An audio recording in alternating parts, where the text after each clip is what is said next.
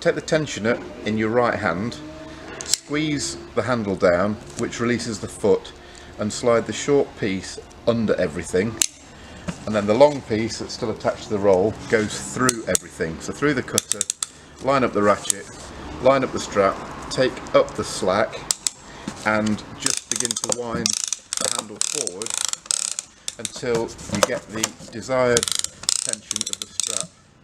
Pick up one of the 12mm standard seals, put it over both straps, open the jaws on the sealing tool over the top and close together.